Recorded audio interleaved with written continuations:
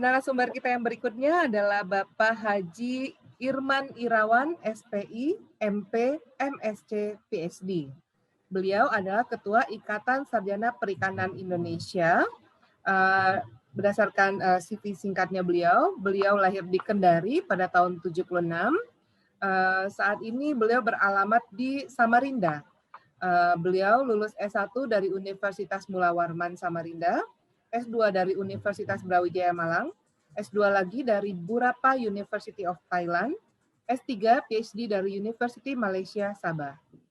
Saat ini selain sebagai Ketua Ikatan Sarjana Perikanan Indonesia, beliau juga merupakan Ketua Prodi Teknologi Hasil Perikanan, Fakultas Perikanan dan Ilmu Kelautan Universitas Mula Warman. Kepada Bapak Haji Irman Irawan, kami persilakan. Terima kasih. Assalamualaikum warahmatullahi wabarakatuh. Salam sejahtera untuk kita semua. Terima kasih kepada Ibu Rahmi selaku moderator pada kesempatan ini. Saya juga mengucapkan terima kasih terutama kepada JP2GKI, Bapak Dr. Sen Hadi. Terima kasih sudah mengundang kami. Sebetulnya saya ingin juga meluruskan sebetulnya untuk ISPIKA, Ikatan Sarjana Perikanan Indonesia, ketuanya itu sebetulnya Pak Ihsan Firdaus. Itu di DPR RI, kebetulan saya di dalam itu adalah sebagai salah satu pakar ya dalam bidang teknologi pengolahan hasil dan dia mandakan untuk menyampaikan ini. Saya juga mengucapkan terima kasih kepada bapak-bapak narasumber. Di sana ada Prof. Bustamun tadi sangat inspiratif. Terus tadi juga kita sudah mendengarkan yang paling banyak memberikan inspirasi itu Bung Deddy Mulyadi. Itu paling bagus dipanggil Bung. Jadi lebih kalau kita biasa panggil itu lebih akrab jadinya. Banyak filosofi yang ternyata dari dulu sampai sekarang sudah banyak yang hilang. Akhirnya banyak makanan kita yang hilang seperti itu. Tadi juga baru kita dengarkan dari Bappenas dan juga dari KKP. Saya kebagian materi yang terakhir yang mungkin bisa juga akan merangkum beberapa materi. Mohon izin saya akan share screen.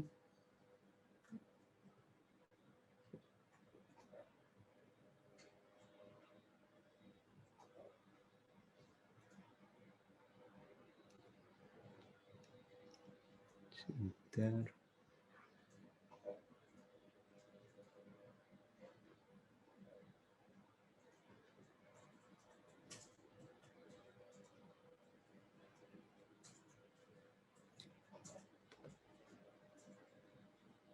Oke, saya ke bagian materi masalah analisa susut dan limbah pangan di Indonesia. Ini adalah salah satu materi yang mungkin menganalisa susut, sementara saat ini juga data susut kita dan teori-teorinya mungkin masih sangat minim. Dan alhamdulillah pemerintah saat ini sudah memikirkan hal ini dengan salah satunya adanya terbentuknya lembaga dari JP2GKI.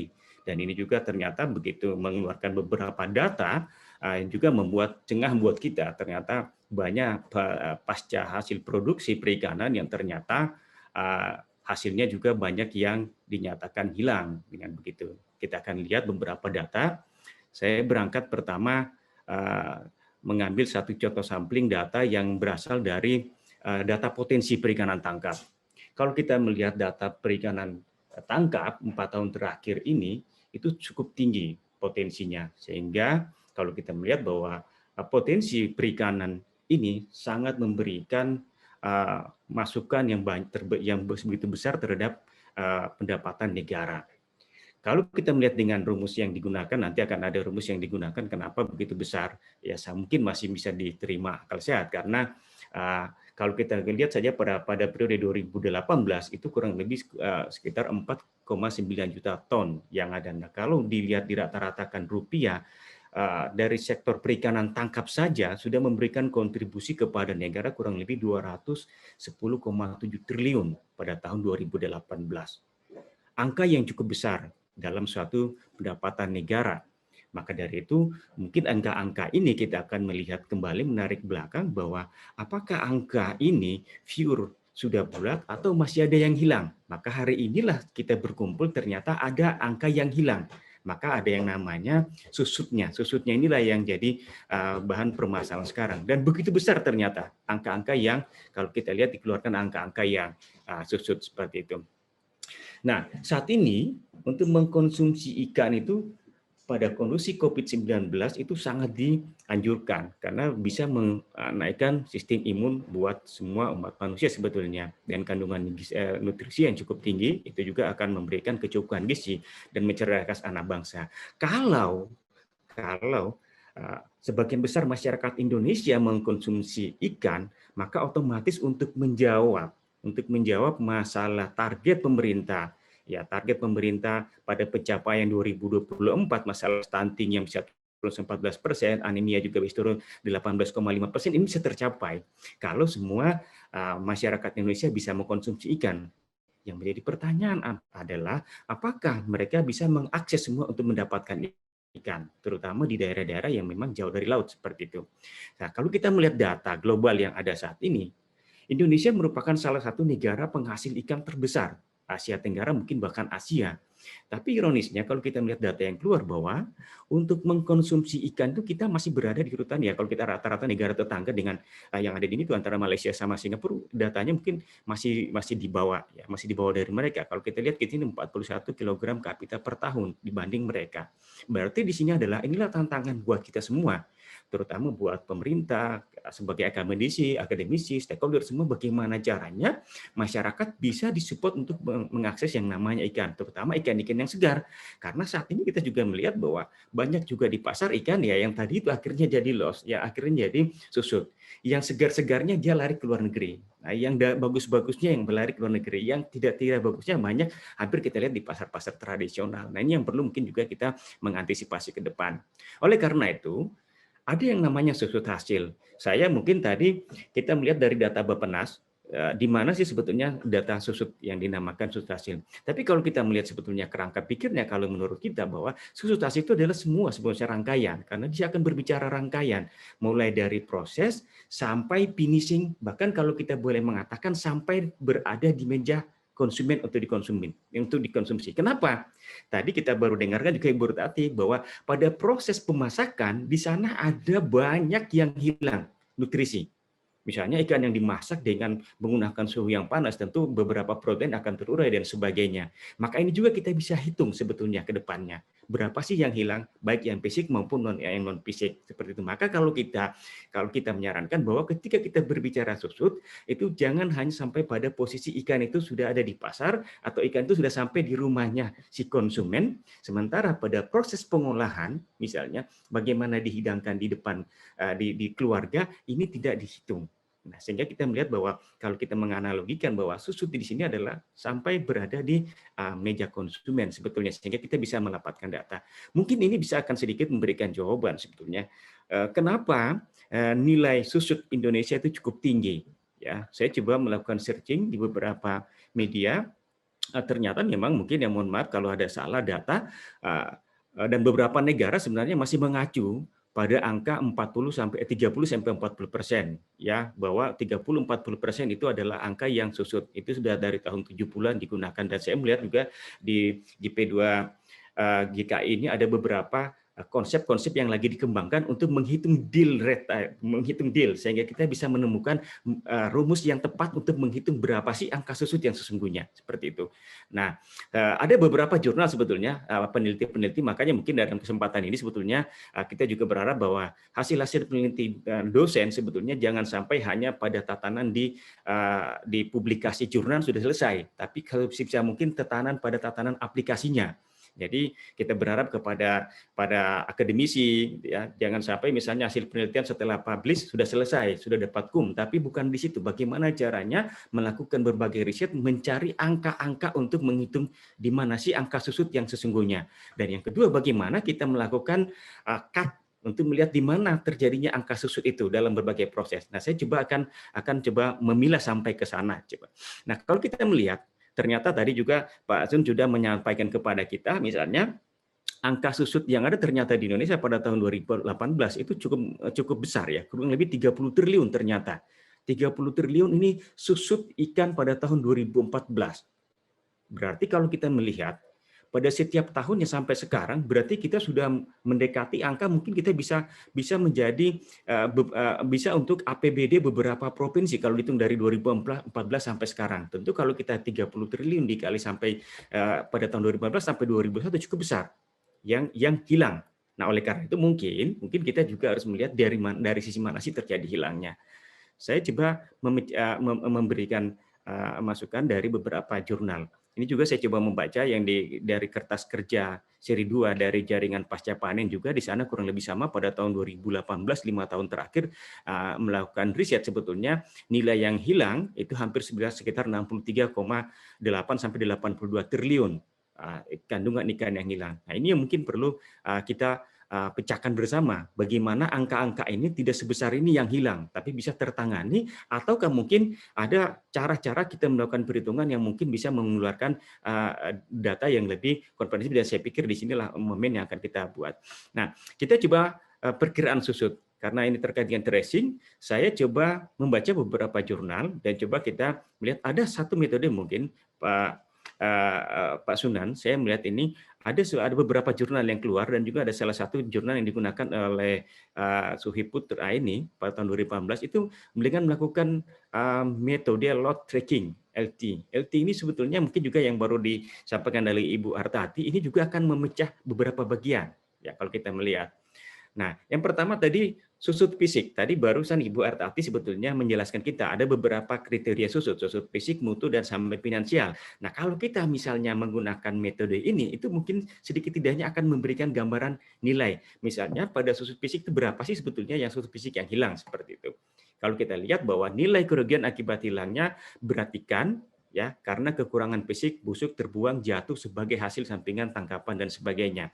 Nah, yang perlu juga kita pahami di sini bahwa ketika berbicara susut fisik itu tidak hanya pada begitu ikan sampai ke TPI atau di daratan. Nah, pada nelayan-nelayan tradisional itu juga banyak yang melakukan pembuangan ikan sebetulnya. Kalau misalnya terutama yang mencari udang, begitu mereka mengangkat alat tangkapnya, mendapatkan di luar non udang, biasanya ikannya dikembalikan ke laut tapi dalam keadaan mati. Nah, ini juga sebetulnya termasuk dalam terbuang atau jatuh ke laut dikembalikan. Dan itu adalah susut fisik. Dan ini juga bisa kita tracing sebetulnya. Ini mungkin ada rumus yang tadi yang sudah di LT tadi dikeluarkan, mungkin yang bisa kita gunakan untuk menghitung itu sebetulnya. Sehingga kita nanti bisa melihat berapa sih sebetulnya susut fisik yang hilang akibat dari loss fisik, busuk, terbuang, dan sebagainya, dengan tidak masuk dulu kepada ranah dari sisi vitamin dan sebagainya. Nah, berikutnya kita melihat kira-kira apa yang harus kita lakukan sebetulnya. Ini karena ikan berkejaran dengan waktu tentu perlu ada penanganan. Saya pikir saya sependapat dengan para pembicara sebelumnya dan kita masih sepaham tentang ada beberapa hal yang perlu kita tangani. Itu penanganan ikan segar. Itu yang mulai ada dua, mulai dari atas kapal ke darat sampai ke masyarakat. Nah, dalam konteks inilah yang mungkin kita harus hitung di mana sih terjadinya susut terbesar.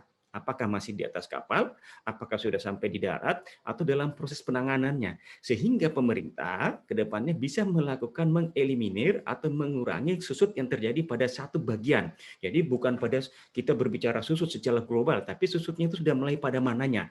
Kita mulai tracing satu persatu. Apakah masih di atas kapal, susut ini dari sisi fisiknya terbesarnya ada di mana? Nah, ini sebetulnya sudah mulai kita bisa melakukan tracing seperti itu. Kita lihat adalah penanganan, mulai dari sistem produksinya, penyimpanannya kah, transportasinya kah, atau sistem pemasarannya malah yang bermasalah. Misalnya ikannya busuk sebelum sampai ke nelayan, tentu ini juga perlu kita tracing. Sehingga ke depannya mungkin dari lembaga JP2GKI sudah bisa melakukan, termasuk KKP sudah bisa melakukan sekat menyekat bahwa kita bisa mengantisipasi mengurangi susutnya pada tahap ini dari sisi fisiknya seperti itu.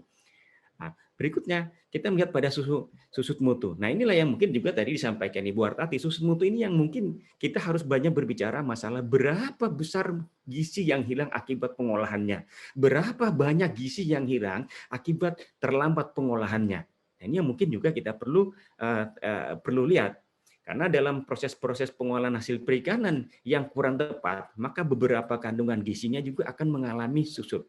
Dan susut ini sebenarnya susut yang paling besar, karena kita berbicara kandungan gizi. Karena kandungan gizi tentu diharapkan untuk memenuhi dari kebutuhan masyarakat, termasuk mungkin kebutuhan dari anak-anak kita yang masih mulai sekolah di SD, SMP, dan sebagainya yang dibutuhkan supaya memiliki kecerdasan otak. Di Jepang itu sudah menjadi keharusan bagi anak-anak untuk mengkonsumsi. Saya melihat di Thailand juga anak-anak dari SD itu sudah mulai dicokokin harus makan ikan yang segar-segar seperti itu. Makanya mungkin kalau kita lihat dari data konsumsi mereka cukup tinggi ya, dalam proses pengkonsumsian ikan, karena mereka sudah menyadari bahwa semakin tinggi mengkonsumsi ikan maka daya ingat, daya pikirnya itu akan juga ikut naik. Makanya Jepang, kalau kita lihat juga Jepang mungkin dalam proses pengolahan malah mereka juga banyak, mungkin kita lihat bukan tidak asing lagi, misalnya mereka makan ikan yang mungkin proses pemasakannya tidak seperti kita. Mereka mungkin kalau seperti sabu sebentar aja dimakan, sushi bahkan masih dalam kondisi mentah, karena mereka sudah memperhitungkan adalah jangan sampai terjadi susut yang terkandung kandungan gizinya sangat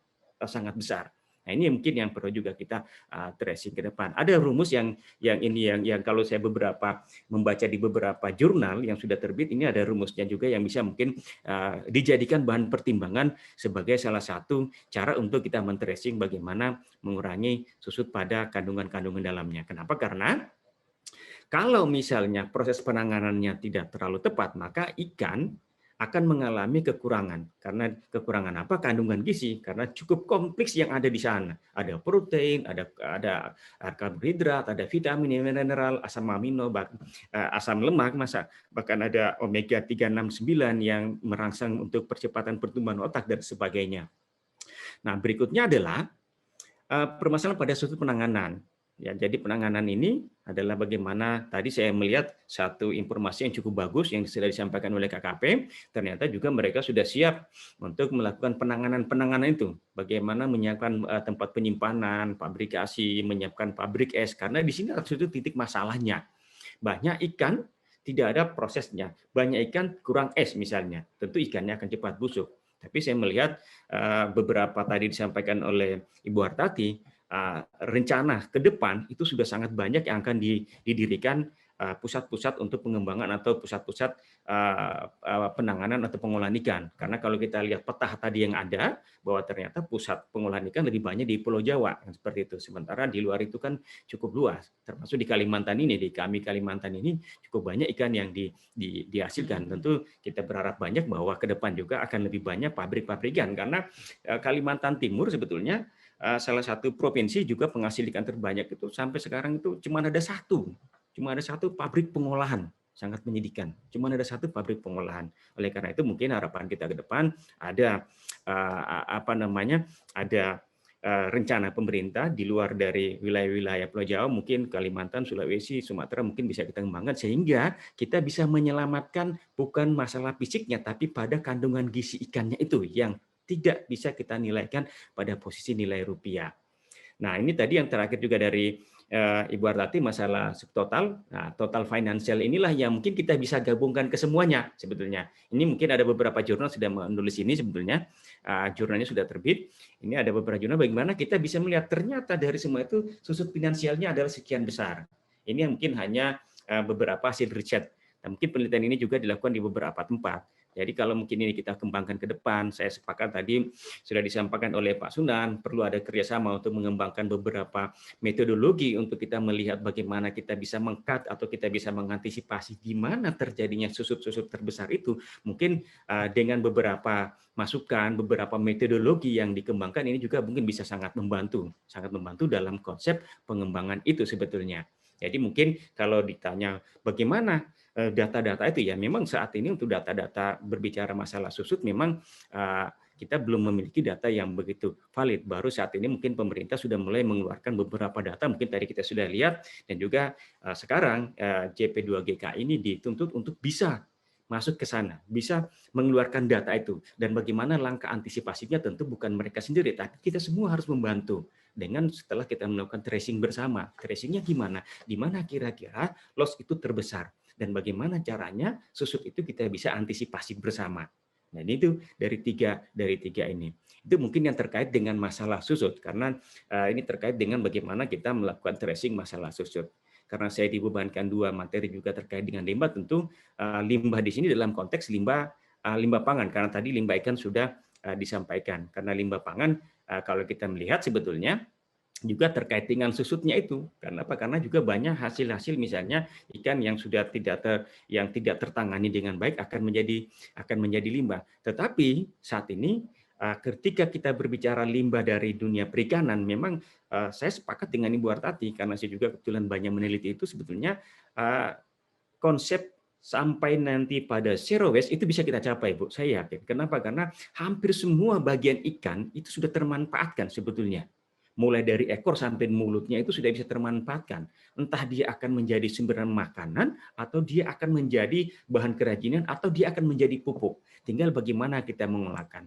Nah, oleh karena itu mungkin pada kesempatan ini sangat besar harapan bahwa sebetulnya antara KKP bisa bekerja sama dengan perguruan tinggi dalam rangka mencapai itu.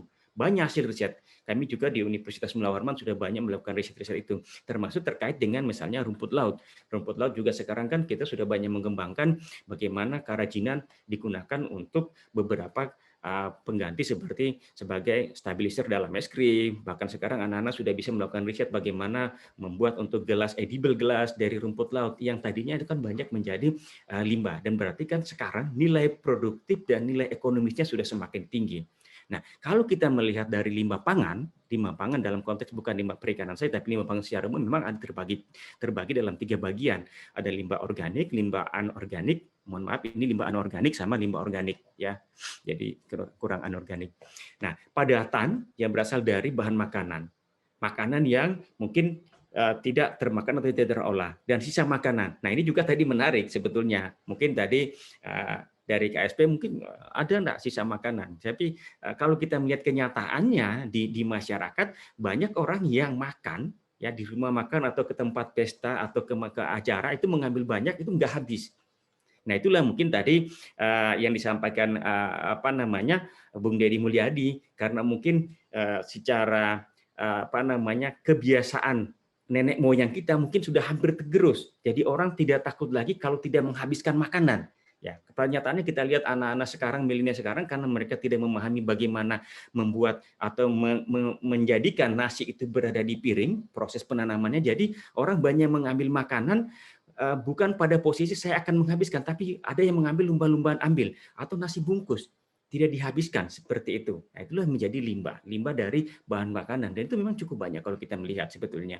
Nah, mungkin ini mungkin ke depannya yang kita perlu pikirkan juga, bagaimana budaya nenek moyang kita yang seperti dikatakan oleh Bang Deddy itu kembali bisa kita tanamkan ke generasi-generasi yang akan datang, sehingga orang pada saat mengambil makanan, ambillah makanan secukupnya. Dan ambillah makanan seperti kalau dalam Islam sudah dikatakan, makanlah sebelum Anda kenyang. Karena orang sudah kelewatan kenyang tidak akan habis makanannya, itulah yang dibuang. Nah, limbah organiknya tadi itu seperti bungkusnya, bungkus makanan juga banyak. Ini yang perlu kita pikirkan, dan saya sepakat tadi bahwa kalau kita melihat sebetulnya sekarang tong sampah sangat banyak. Tong sampah itu sangat banyak. Ada yang bervariasi, ada limbah plastik, limbah organik, limbah anorganik. Masyarakat sudah disadarkan untuk memisahkan itu. Tapi begitu datang tukang sampahnya, itu enggak ada tukang sampah yang hanya mengambil plastiknya doang. Yang mobilnya semua ditumpuk menjadi satu sama. Nah, pertanyaannya, kuesionernya bahwa di mana sih pemisahannya itu? Apa hanya menyadarkan orang buang sampah di situ, tapi begitu pada proses akhirnya kembali menjadi satu, sehingga untuk menjadikan dia kompos, memisahkan plastik, jadi masalah baru lagi. Nah, saya pikir ini pekerjaan rumah. Alhamdulillah ada Bang Deddy. Mungkin bagaimana caranya lah pemerintahnya dalam hal ini mewujudkan itu. Kalau misalnya sudah dipisah, ya dipisah sampai ke TPA-nya. Jangan dipisah di tempat di TPS-nya, di mobilnya dijadikan satu, di TPA-nya jadi satu lagi. Nanti di sana baru misah-misah. Nah, itu kan jadi akhirnya tidak efektif. Dan limbah cair, sangat banyak limbah cair yang hasil-hasil pengolahan seperti terutama dalam minyak goreng dan sebagainya. Oleh karena itu, saya tetap mengambil pada data JP2KI tahun 2020. Di sana masalah terkait dengan FLOE bahwa sektor perikanan global itu kurang lebih 35% atau sekitar 8%-nya itu membuang ikan di laut. Ini mungkin adalah terkait dengan hasil tangkapan nelayan yang sebetulnya mereka habis menangkap membuang karena dianggap ikan ini tidak bernilai ekonomis. Oleh karena itu ini yang perlu kita melakukan pendampingan ke masyarakat bahwa semua yang tertangkap itu memiliki nilai ekonomis tinggi. Entah dia nanti akan dimakan menjadi konsumtif manusia, ataukah nanti kita bisa mengalihfungsikan dia menjadi tepung misalnya. Tepung ikan cukup tinggi. nanti yang bisa dijadikan untuk bahan campuran pangan, pakan ikan kembali atau pakan ternak. Ini kan masih memiliki nilai ekonomis ketimbang dibuang kembali ke laut, karena toh dibuang di laut juga akan menjadi limbah. Untung kalau dimakan ikan lagi, kalau tidak kan akan menjadikan sebagai wadah berkembang biaknya mikrobia atau bakteria, apalagi kalau dibuang di darat. Tentu akan menjadikan sebagai salah satu media untuk berkembang biaknya mikrobia di situnya. Ini dia mungkin tadi terbantahkan mungkin bahwa Indonesia adalah negara pembuang makanan, food loss and waste terbesar kedua dunia, kurang lebih 300 kilogram orang per tahun. Mungkin yang perlu kita menyadari bersama bahwa sebagian besar masyarakat kita masih membuang makanan, sisa makanan, karena mereka mengambil makanan tidak sesuai porsi kebutuhan dia, atau mereka disuguhkan makanan-makanan misalnya begitu banyak. Nah, begitu banyak makanan disuguhkan di hadapannya, mengambil sedikit-sedikit, dan akhirnya yang sisanya ini juga tidak mungkin orang lain akan makan. Nah, ini mungkin perlu ada konsep bagaimana caranya kita mengambil makanan secukupnya. Di Amerika itu orang makan itu sesuai secukupnya, makanya mereka itu kalau makan roti begitu udah habis gitu. Jadi makanya mereka bagaimana caranya benar-benar yang namanya makanan dihargai sekali, kan begitu. Nah, di kita memang kita melihat di kota-kota besar juga banyak yang begitu mungkin ada acara ke hotel atau di mana sebagainya, orang habis mengambil makanan, apakah berbentuk cake, makanan sebagainya, itu juga banyak yang tersisakan.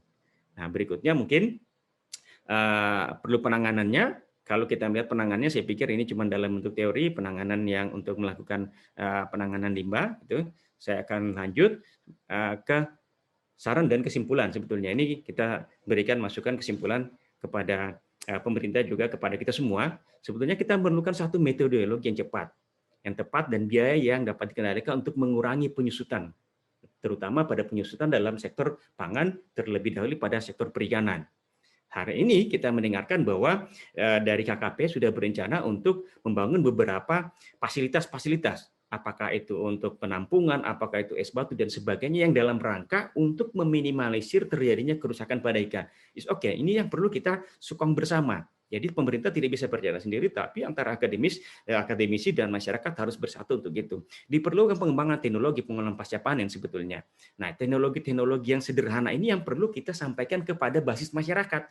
Jangan kepada basis industri saja yang kita perhatikan, karena beberapa daerah tertentu untuk mengolah ikan dalam skala yang besar oleh masyarakatnya itu juga terbatas. Tetapi untuk mengirim ke pabrik-pabrik besar itu juga terbatas. Akhirnya terjadi loss, terjadilah susut, karena mereka tidak bisa menangani itu. Maka saya menyarankan kepada KKP bisa membuat itu untuk mengembangkan teknologi yang mungkin kita akan sokong bersama bagaimana kita mendampingi kepada masyarakat. Perlu dilakukan sosialisasi pendampingan terhadap nelayan tradisional. Saya katakan tadi, terhadap nelayan tradisional ini sangat penting karena juga mereka perlu menyadari bahwa hasil tangkapan apapun yang dapat di laut dengan tentunya tanda kutip menggunakan alat tangkap yang ramah lingkungan itu memiliki nilai ekonomis. Kerang sendiri baru kita dengarkan Ibu Hartati sudah sangat besar nilainya. Ambil isinya, kerangnya dijadikan kerajinan, tentu nilai ekonomisnya jadi tinggi. Apalagi ikan, ya mungkin ikan yang mungkin tadi jadinya bisa dijadikan tepung dan sebagainya. Kerjasama pemerintah, stakeholder, dan masyarakat merupakan kunci semua ini. Tidak bisa kalau misalnya cuma pemerintah sendiri, selanjutnya akademis jalan sendiri, masyarakat jalan sendiri, nilai susut juga akan jalan sendiri.